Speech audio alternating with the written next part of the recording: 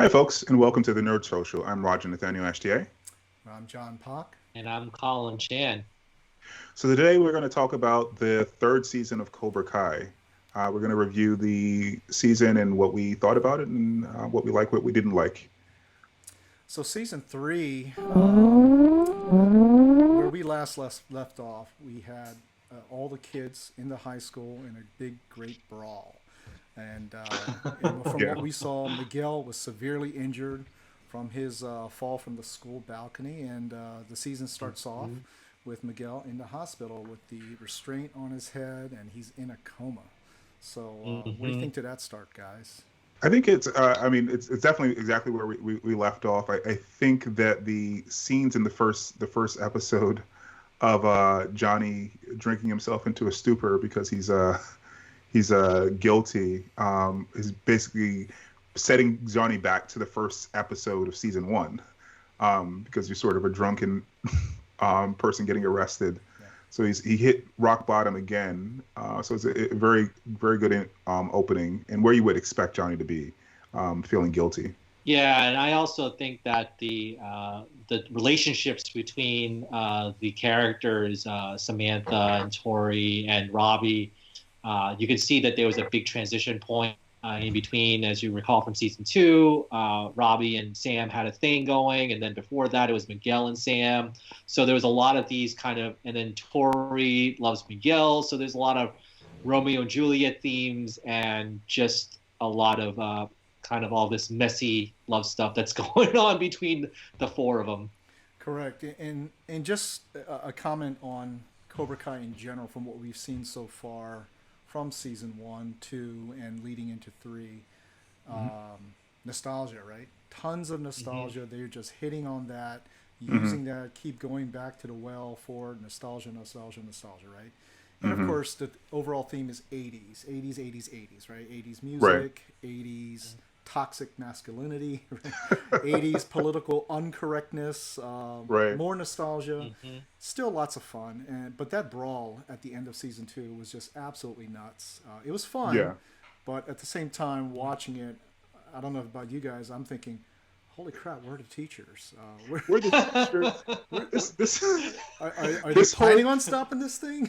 the whole Cobra Kai universe exists in a place where there are no adults around, or yeah. and there's the police only show up to put Johnny in jail. Yep. I mean, it's like The cops are absolutely useless, right? And they even drove home that point in the season-ending episode of season 2. Who was that? Whatever happened to that older guy, right? The older guy that was joining Cobra Kai.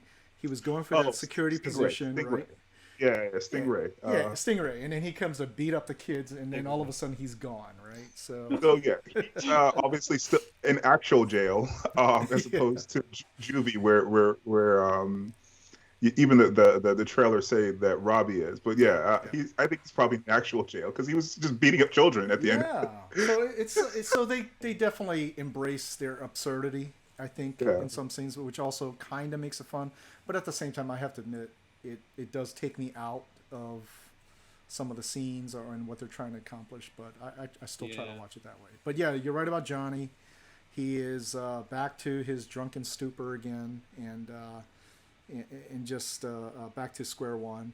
And then, of course, the reason for that also, why he's in that position, is because Kreese somehow, inexplicably, did a hostile takeover of the Cobra Kai dojo. How the heck did that happen, right? How in the world did that happen? So, because Johnny lost it based upon what, a handshake deal with the building owner, and Kreese took it over completely. So he is now the owner of Cobra Kai. Kreese is definitely very calculating. You saw that in the last season. You definitely see it here as well. He's a master tacticianer. I guess that you can pull that from his character, his military service, but he's thinking several steps ahead. He does. You see that last season, and you also see it this season with him and Daniel's wife. Yeah, he's pretty much the Emperor Palpatine of this whole series. behind the scenes, like trying to scheme and trying to manipulate, and you'll see that all throughout the season as well. The manipulation and also the interesting backstory. I know that John, you said that the backstory was not very convincing, but yeah, I mean, trying to put some humanity into him, but whether or not that kind of sold it for fans, I'm not really sure, because he's such a at times very evil individual. Yeah, I think they did that for two reasons. I think they did that to try to mirror the origins of Miyagi-Do. So they were trying to mirror the origins of Cobra Kai and the origins of Miyagi-Do in this season. So you see Daniel going back to Okinawa in this season, and he learns new things about Miyagi-Do, and then and through flashbacks we learned new things about Kreese and his origins in Cobra Kai. Yeah, so speaking of humanizing, they try to do it with Tori.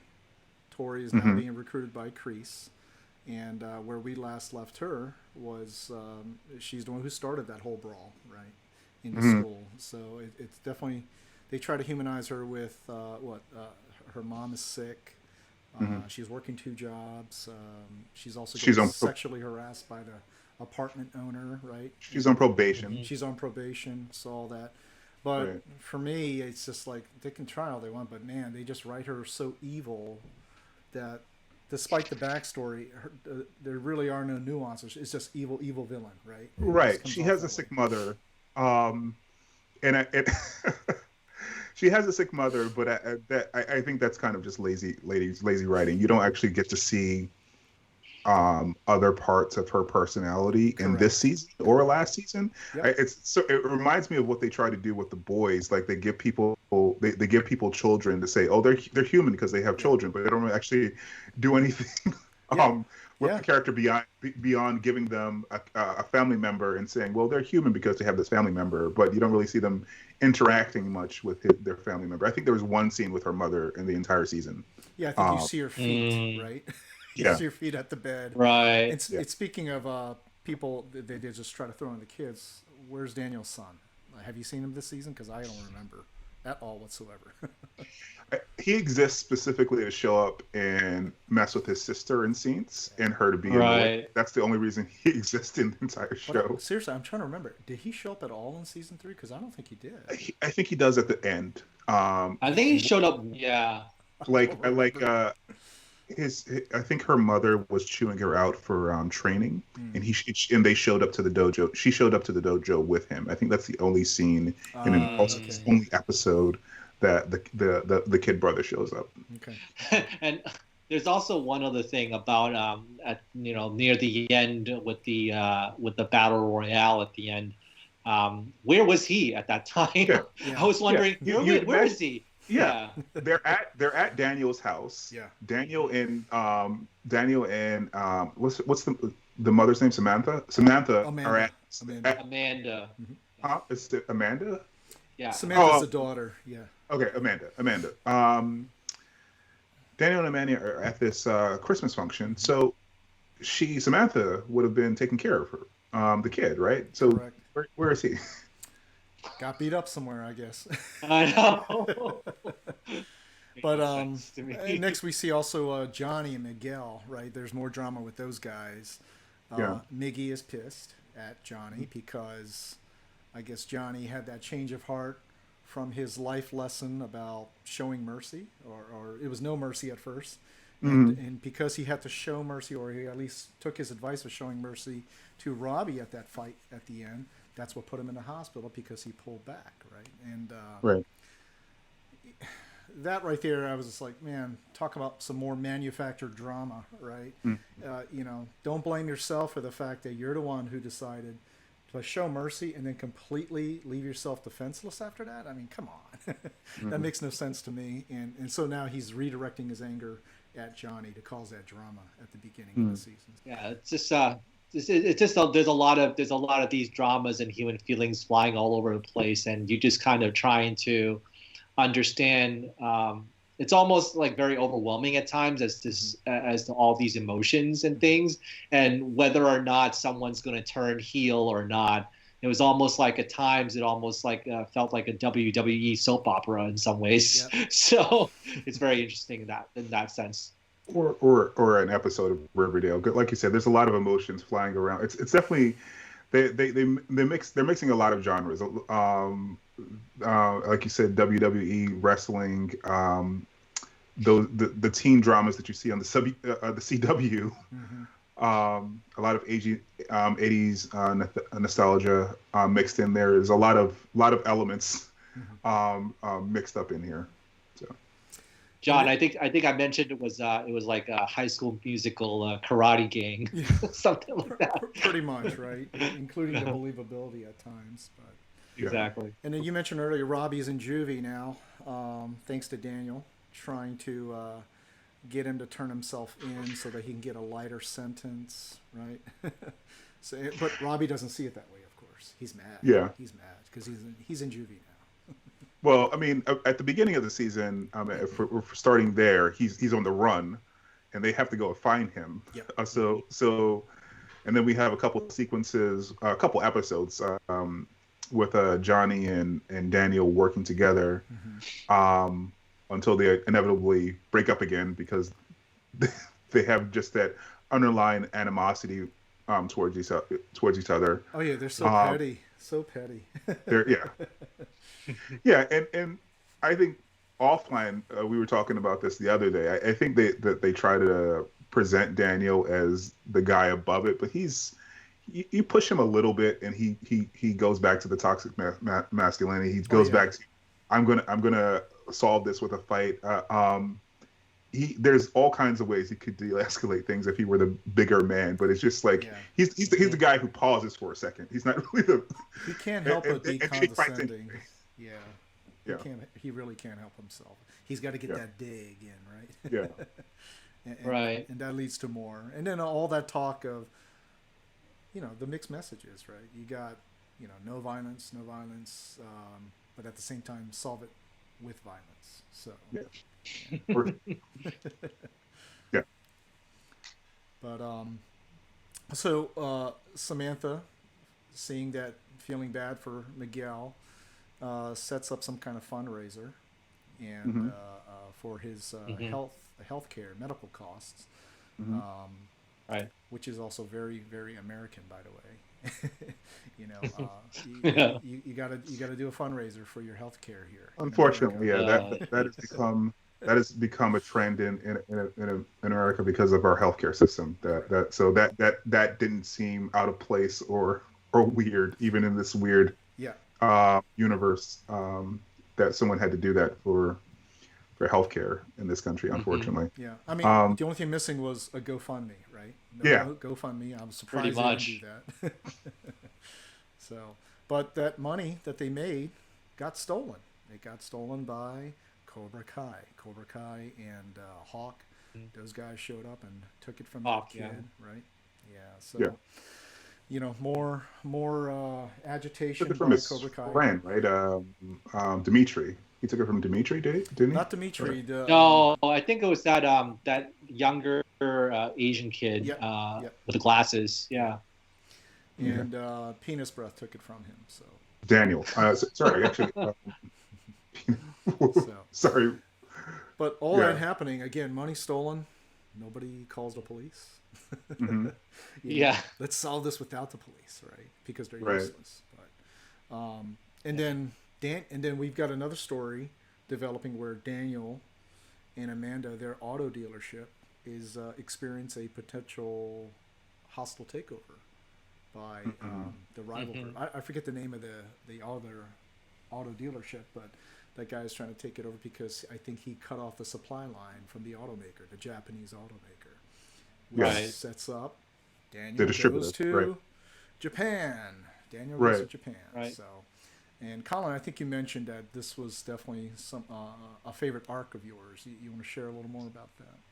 Yeah, I think that definitely call back to Karate Kid Part 2, and also just the reunited scene with Kumiko, played by Tamlyn Tomita, who's one of the big stars of the Karate Kid, and also his antagonist Chosen is back as well, played by Yoshi Kumimoto. So it's so really all those feelings that they had together kind of came rushing back in between the three of them. Very awkward scene that they had when they had lunch together, and they were just staring at each other, and Daniel's like, what's going on here? He's like my mortal enemy. Why are you trying to call him up for? Fight to the death. Remember in part 2, he had a knife on her throat. So it's like a little bit of a awkward type of meeting to have him come back. But I think that in terms of redemption, it's this whole series is all about redemption in many ways, and I think they redeemed Chosen very well throughout the whole episode. But I really enjoyed it from that standpoint, and also a callback to having the young girl that he rescued in Karate Kid Part 2 show back up. That was very touching, and also tied into his auto dealership, having her play a very significant role in saving his auto dealership. That was very important. She's the vice president. Yeah, exactly. So coincidental. Yeah. But one other thing that I also do want to point out is that I think that they did a very good job of showing how the village changed over the course of time, over the course of a 3-year period, and I think that speaks very well into our larger society of how things have changed through gentrification, through many different types of developments that happen throughout our times, and and it also kind of speaks to something that has been lost over that time period. So I think that they did a very good job of trying to at least address that type, not in a very deep way, but at least acknowledge that those changes are happening. So those beats actually were pretty interesting to me, and I'm actually interested in what you guys think about that. It seems to me that they were trying to walk back what they did in Karate Kid Part 2 by kind of exoticizing that village, and trying to show that they didn't go right to a faraway place. They just went to Japan, and Japan is moving with the U.S. Into modern times. So I think that's why they made that choice. Like when he went back to the village, he's not going to go back in time to feudal Japan. He's going back to modern Japan. True. I think that's why they made that choice, to maybe counter some criticism from the second movie, because you don't see any. I don't think you see any of modern Japan in the second movie. You see this village that looks like it's something from the 18th century, which makes the villagers seem backwards. Yeah. Which I think the movie probably got some criticism for.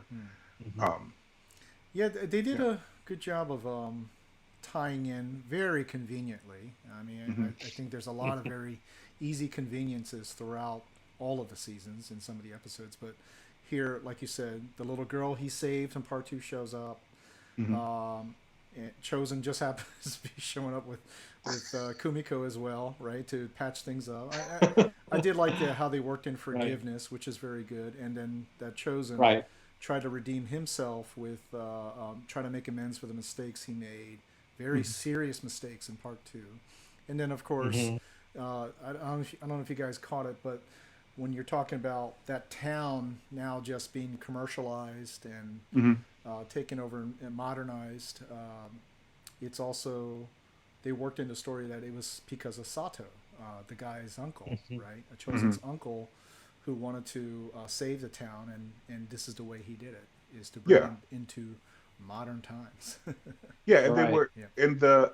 I think they also had the. I think she was speaking to the person in the kiosk. I forget if it was the person in the kiosk or the person in the cab that said that the people are happy because they have jobs. Yes. They're not lamenting the loss of the past. Yeah. They're happy, and I think they put that in there specifically. Yeah. So that was interesting. I also, as you both of you guys said, I like what they did with Chosen. There was no reason to have Daniel have yet another antagonist. Yep. Right. So it was nice that they set it up when they saw each other. There was a little bit of tension because of, like you said, he literally had a knife to someone's throat the last time he saw him. Correct.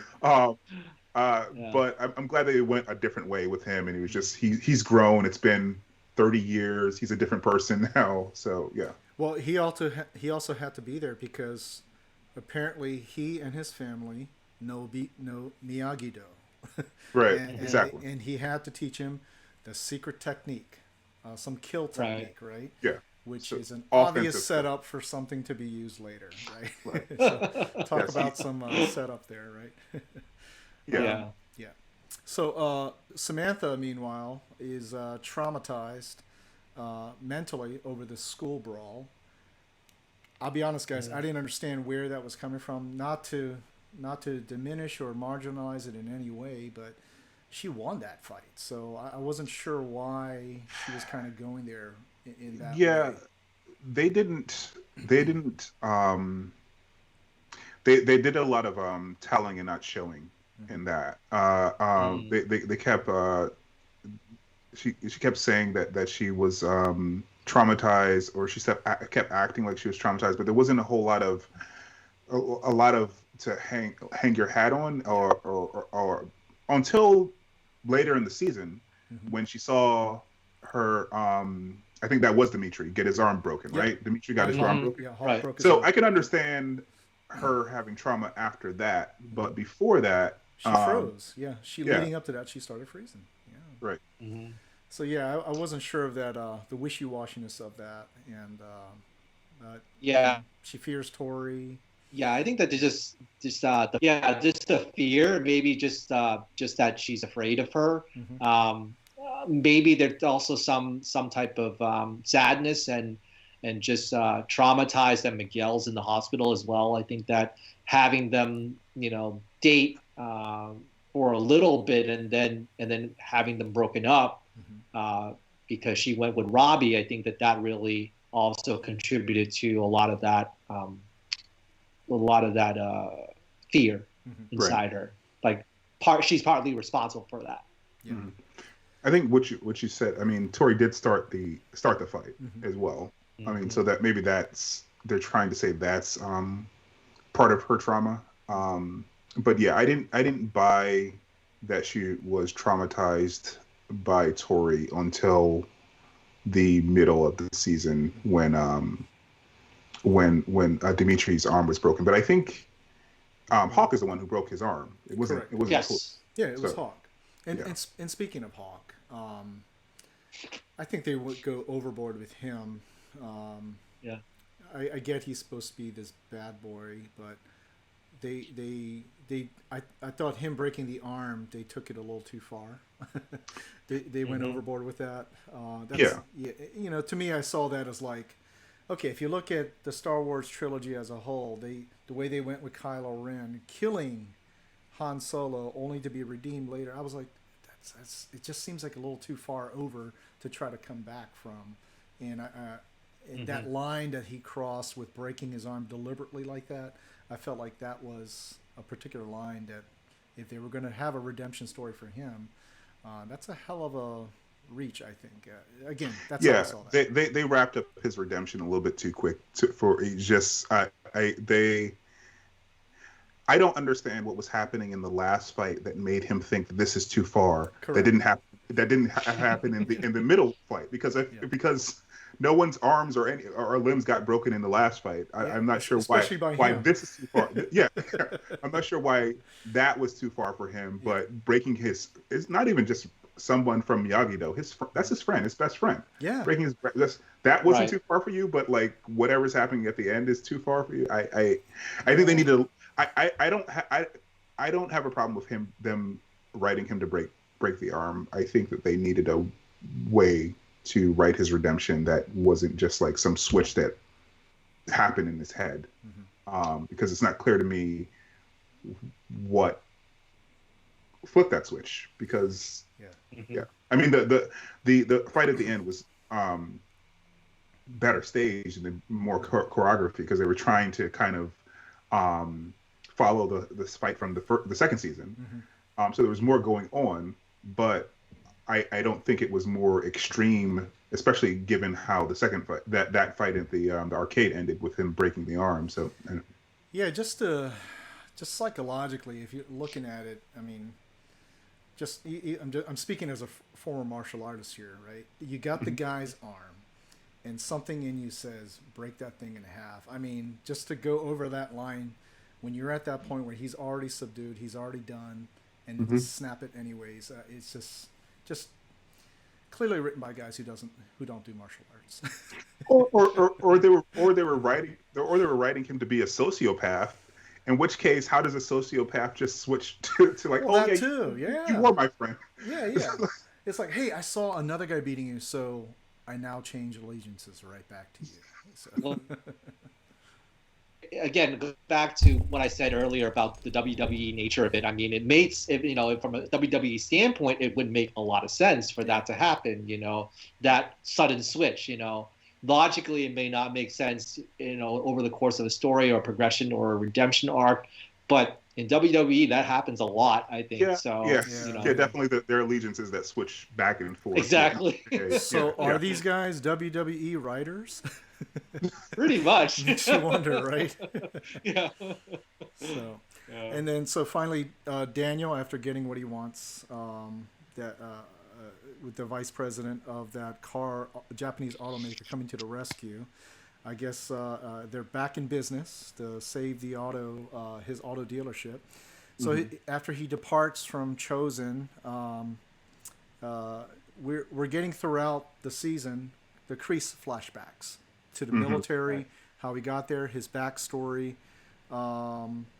his girlfriend, and then his meeting his commanding officer who takes him to the extreme, who really teaches him the no mercy stuff in order to be part of some elite guerrilla unit, right? Do you know the name of the actor that played his commanding officer? Because this season he's playing the bad guy in a lot of things. He's a bad guy in The Expanse as well. He's the one selling all the Martian stuff. Is he? No. It's the same guy. Is it? It's the same. That admiral is the same guy. I have to check and see. But I personally don't care for Kreese's backstory because they already wrote him to where everybody hates him. I know they're trying to humanize him, but I don't know about you guys. It doesn't change my feeling one bit whatsoever. The guy's a villain. He's a super villain, right? Yeah. No. Yeah, doesn't change. Doesn't change my feeling towards him. Yeah, so they can do whatever they want. But if anything, it does set up something else, and we'll talk about at the end. But Johnny and Miguel, they finally made amends, right?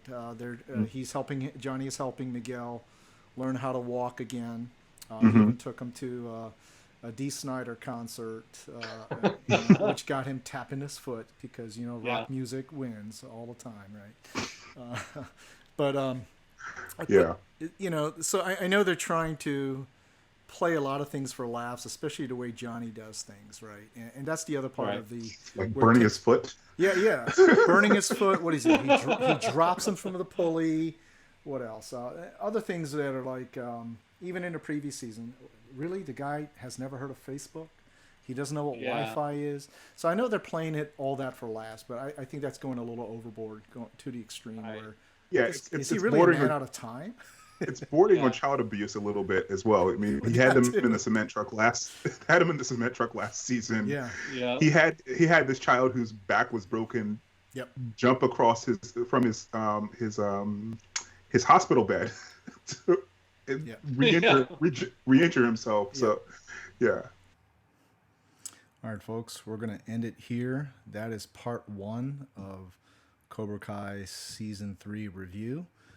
We went ahead and split these into 2 because they're just too long. So head on over to part 2 for the Season 3 review of Cobra Kai.